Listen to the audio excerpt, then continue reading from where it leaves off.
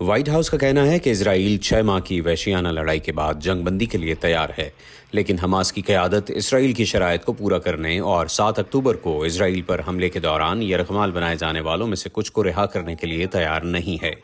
اکتوبر کے اوائل میں اس واقعے کے بعد اسرائیلی فوج نے اپنی جوابی کارروائی شروع کی تھی، جس میں غزہ کے زیادہ تر حصے کو تباہ و برباد کر دیا گیا ہے۔ There could be a ceasefire in place today. اگر حماس ان لوگوں میں سے کچھ کو رہا کرنے کے لیے تیار ہو جائے تو آج سے کئی ہفتوں کے لیے ایک جنگ بندی ہو سکتی ہے جسے بعد میں توسیع دی جا سکتی ہے۔ تو آئیے توجہ اس جانب دیں جہاں اس کی ضرورت ہے کہ دنیا کو اس وقت حماس سے کہنا چاہیے وقت آ گیا ہے، اب جنگ بندی کریں، ہم تیار ہیں۔ مجھے یقین ہے اسرائیل تیار ہے۔ کچھ امریکی یرغمالوں کے اہل خانہ نے منگل کو وائٹ ہاؤس کے حکام سے ملاقات کی تاکہ ان کی واپسی کے لیے دباؤ ڈالا جا سکے۔ ہم نے سنا ہے کہ ایک معاہدہ میز پر ہے جس پر تمام فریق متفق ہیں اور اس پر کام کرنے کے لیے تیار ہیں۔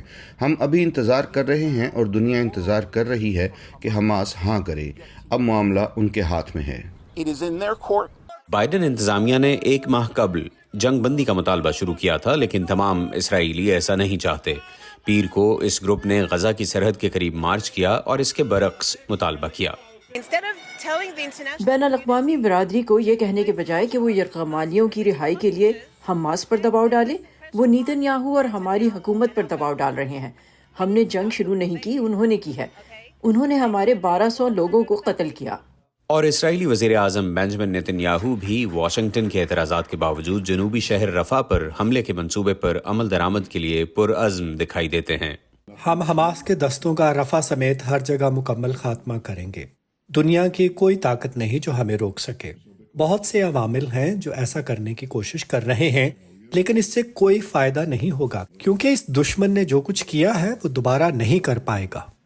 تجزیہ کاروں کا کہنا ہے کہ اس تنازع کو ختم کرنے کے لیے امریکی قیادت میں سفارتکاری بہت اہم ہے۔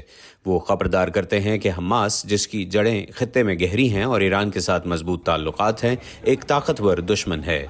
اسرائیل کے غزہ پر حملے کے تناظر میں خطے میں ایران کے حمایت یافتہ گروہوں میں اس کی حمایت بڑھ رہی ہے، لیکن پچھلے دنوں غزہ پر نہیں بلکہ پڑوسی ملک لبنان میں ہونے والے اسرائیلی حملوں کے بعد خطے میں امن کا امکان دور دور تک نظر نہیں آ رہا۔